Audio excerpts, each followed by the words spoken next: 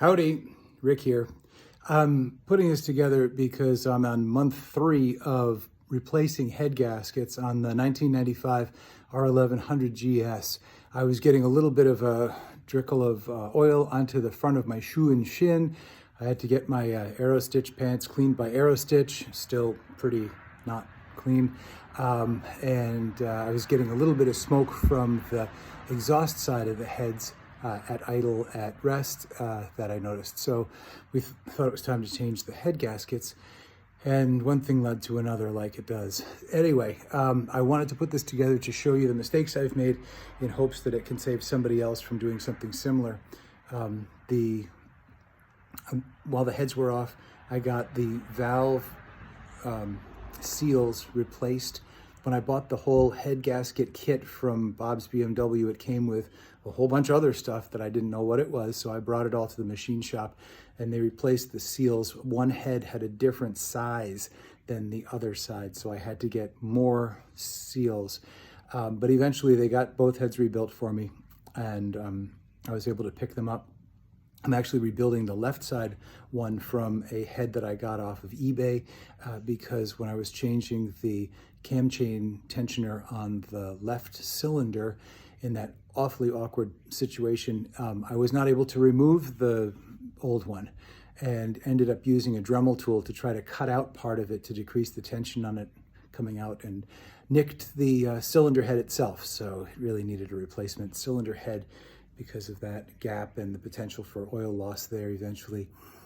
So the bike had its left head on and was going to be swapped out with the replacement rebuilt head, and then I was going to do the right side head. So let me give you a tour of mistakes. So one of the mistakes I made, which is not really a full-on mistake, but was just a lack of, I don't know, not knowing what I was doing, was after you get what you think is the flywheel to the piston to top dead center, the flywheel turns so that there's a little hole that is accessible by this little port here.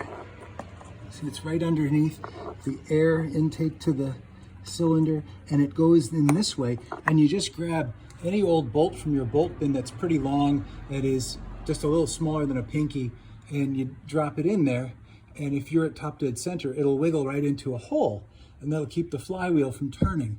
Now, I was doing all sorts of other stuff, keeping it in first gear, standing on the brake while I tried to do stuff at top dead center that required torque. This made it so much easier to do everything. So I'd recommend finding an old bolt, maybe labeling it flywheel brace or whatever. This is another nifty tip that I was reluctant to perform. This is the front of the engine where the power out pulley is to feed the alternator, and I had been reluctant to use this bolt to turn the engine over. I was trying to do this where you reach for the back wheel and you have it in a higher gear and you start to turn it and you watch this go around, while all the time trying to keep an eye in that little tiny hole there to see what the flywheel marking is. Anyway, once you just get the cover off, it's just a few bolts. They hold on a plastic cover. It's easy to slide out. Then you can turn it while you're looking at the hole, and you don't have to put your hand inside the wheel and get it dirty with the... Anyway, it's just an easier way is just to use this thing. Always go clockwise. That tightens the pulley. Counterclockwise can loosen the pulley. It's a bad idea. So there's this idea of piston top dead center, and it allows you to work on one side versus the other while all the valve springs are fully extended, which takes a lot of the tension off of all you're working on.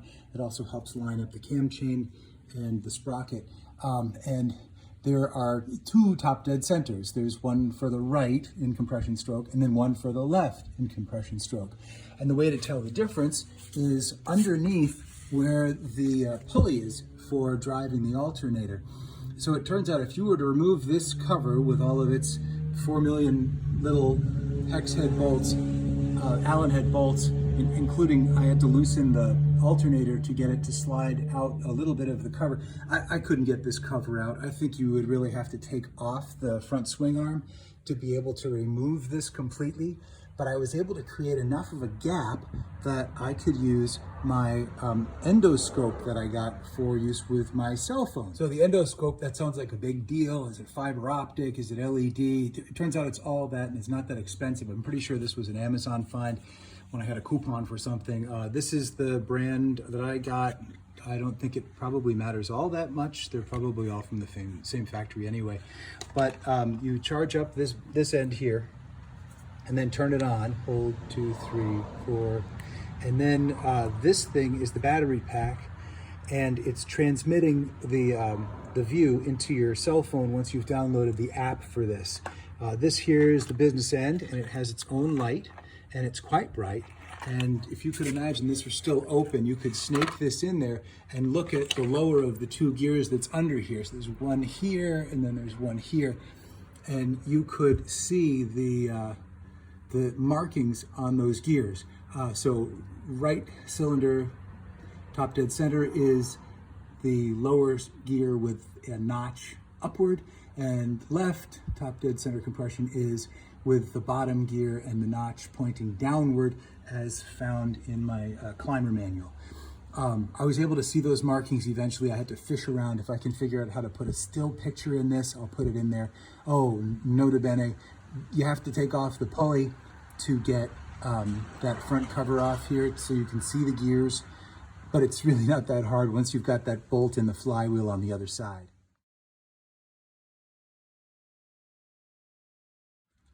So next we had a venture for the first time trying to install the rebuilt head over here. Was I got it what I thought was lined up, and I knew there was going to be some trouble with getting the sprocket on just right, just perfect, because timing is so important.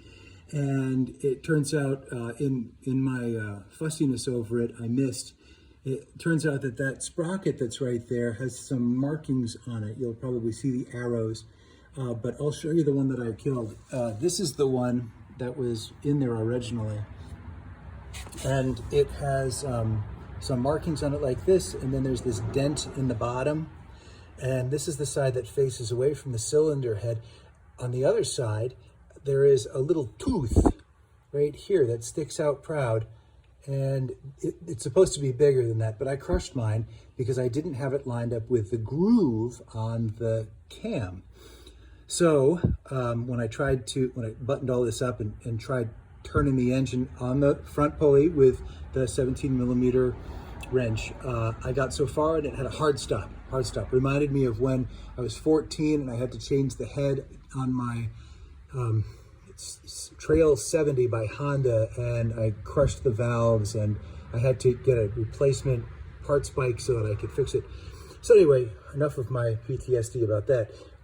It all came flooding back, and so I disassembled the head, brought it to the machine shop thinking that I had damaged the valves and the valve stems, but it turns out they were fine. They did a little bit of a regrind, rebuild, and everything looked like it was just fine.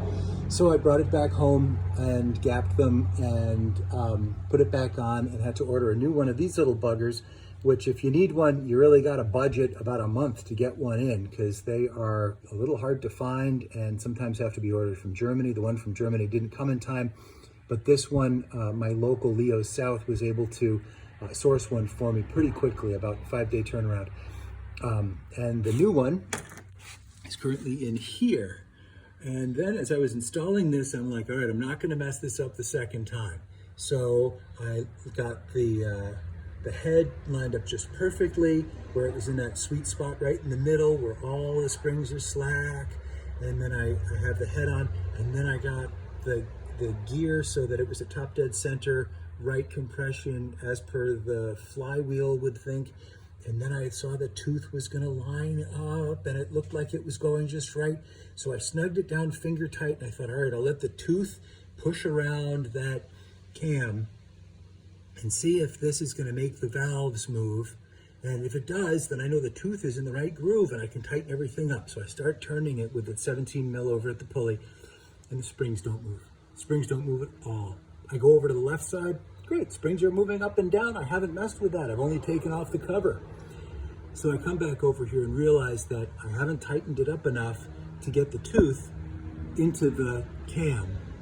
And it's just spinning around and around with the tooth surfing on the top of the cam aperture. Anyway, realized my error, got the front gear back to notch upside of the sprocket, and disassembled this so that I could make sure that the head was in the top dead center position, and all valves sprung open, and then was able to realign this where the tooth groove. And if you look at where that notch is, and I'll show you on the dead one, that notch is directly opposite where the tooth is on the inside. So if you can line up that groove with the groove that you see, and you can see this right from the end of the cam, then press it in, you'll feel it just drop in a very satisfying way. Now, all this was done without the cam tensioner installed, so that you have a little bit of wiggle room. You don't have to be fighting the tension on the chain to get the sprocket all the way over to fit on the cam.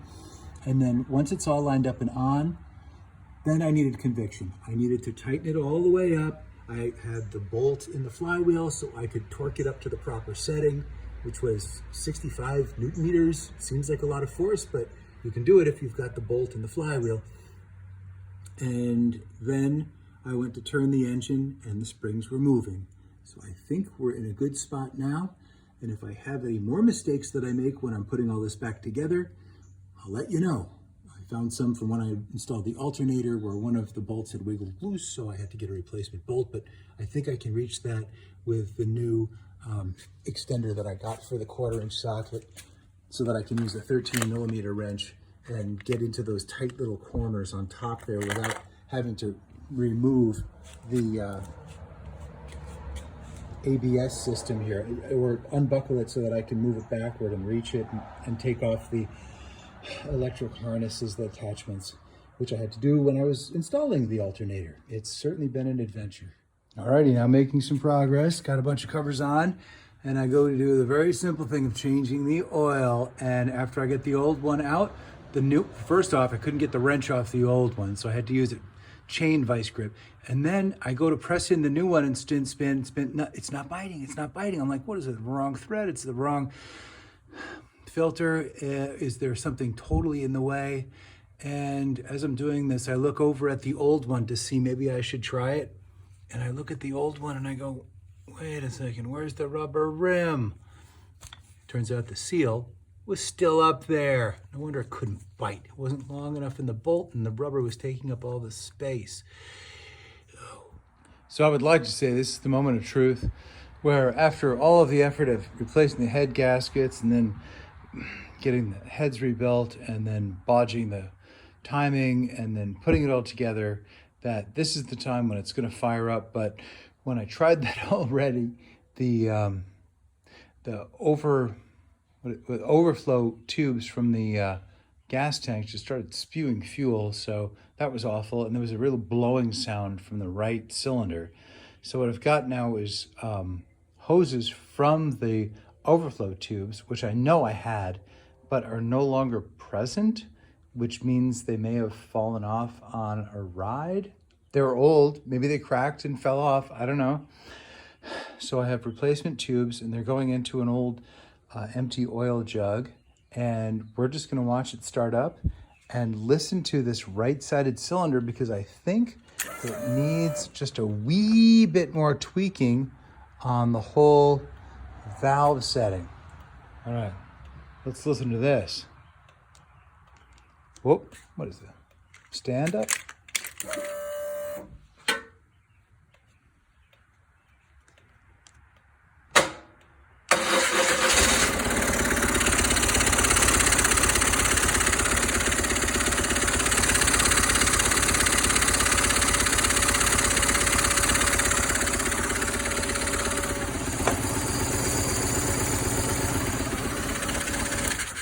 So the good news is she starts.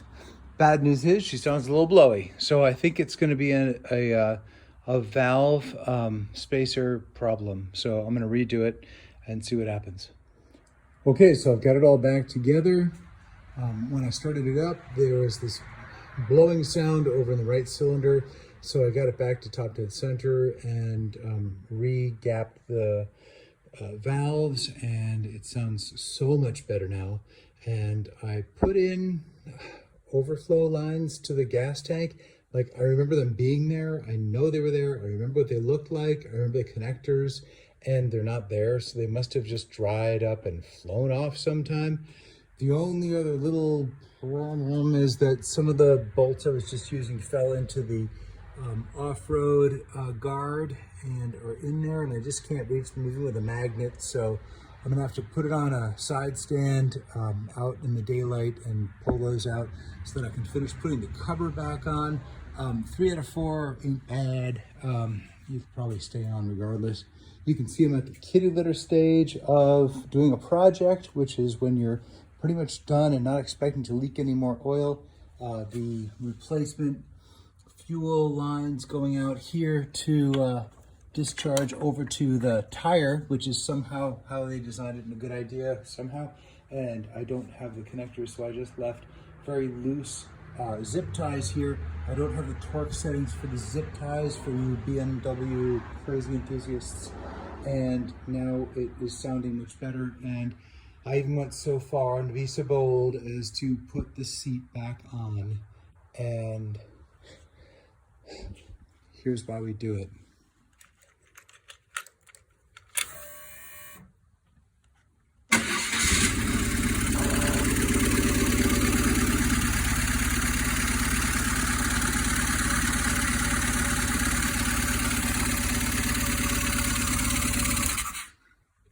It's about the responsiveness. It's starting to spill a little bit of fuel already. Dang, might not be quite ready for Montana yet, but we will see tomorrow. Bye-bye. So the most recent gas leak was from the little connector from the main flexible hose to the more rigid plastic hose. Tightened up the hose clamp, it's fine. It's right by the rapid disconnect, both side valves. Disconnect for the fuel because you just have to take the tank on and off so much. I think we're ready to ride to Montana. I've got my Haynes manual and the tools I was just using to readjust the valves, bringing the tools to tighten the head at 600 miles, which is halfway from here to Montana. So I'll do that at the overnight campsite. And just things I realized, you need a lot of patience and time to do it again and again. And I think it helps to have a little Led Zeppelin physical graffiti going in the background.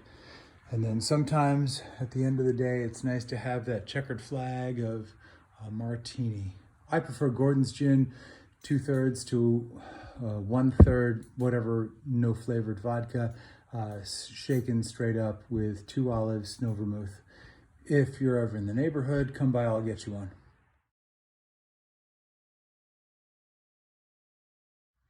Okay, more updates. I was able to get out to Montana, made it to the rally, visited my friend. Complications arose, ensued, and were overcome.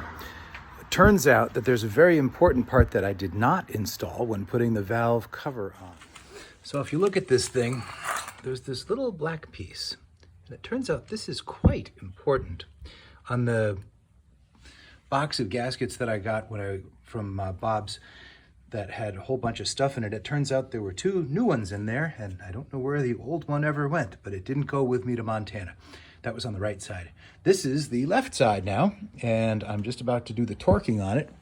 Couldn't get to the left side while I was getting ready to go to Montana. I ran out of time, but figured it was just leaking a little bit from the head gasket, so I'd be fine for the trip there and back. Just had a slightly wet left shin, nothing compared to the slightly wet right shin from not having had that little rubber gasket there that goes around the spark plug hole. I had to stop about every 150 miles or so, and I'd fill up with fuel. I'd add in half a quart of oil, and was able to keep going. Took a little longer. Disappointment with repeating the left side after the right side was done before the trip is that I had to disassemble everything and look at that gear that's inside there and make sure that it was pointed toward the left top dead center compression this time. And it looks like everything lines up with the mistakes from the right side. Things should be going okay. The replacement head that I've got here, because I had stripped out the tensioner opening on the last one, as mentioned in one of the previous vids, was missing one of the studs, and I just couldn't get the blessed studs out of the old cylinder head, so I ended up just dropping it off at the local auto shop. They were able to get 2 out of 3 out. I only really needed 1 because it came with 2.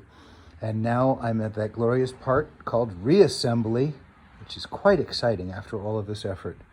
Okay, so I've got the head back on. The exhaust is on. I had 1 stud that I couldn't get out, so I got it to the auto shop. They were able to remove it from the old dead head, and I put it into the new head, and that looks like it's holding somehow on the right side now. One of the studs is spinning. I'll have to deal with that, but that's part of the joke too, because when I ordered the exhaust seals, so on the exhaust side of the head, on the way toward the exhaust pipe, there's a ring, a seal that goes there, and in the manual it says replace every time you remove the exhaust.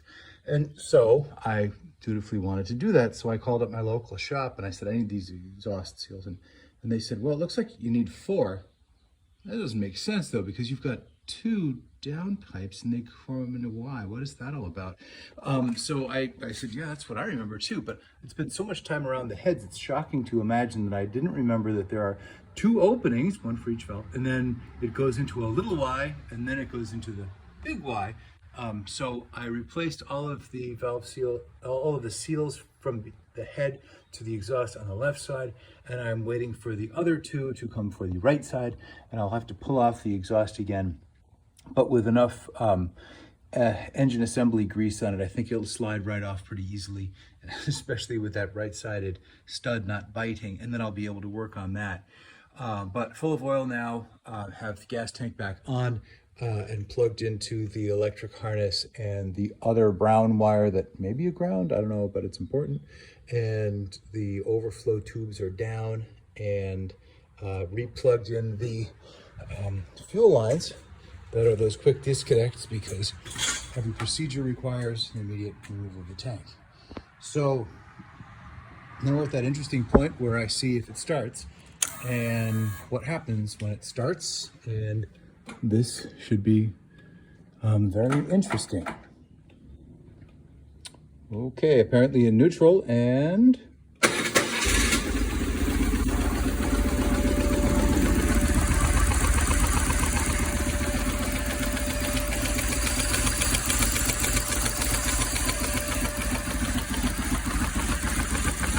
turned right over. Sounding pretty sweet. No big obvious oil leaks. I'll let it cool off and then I'll recheck the oil level. But I think I may, in some moment of hubris, put the seat back on, because I might be able to ride this baby.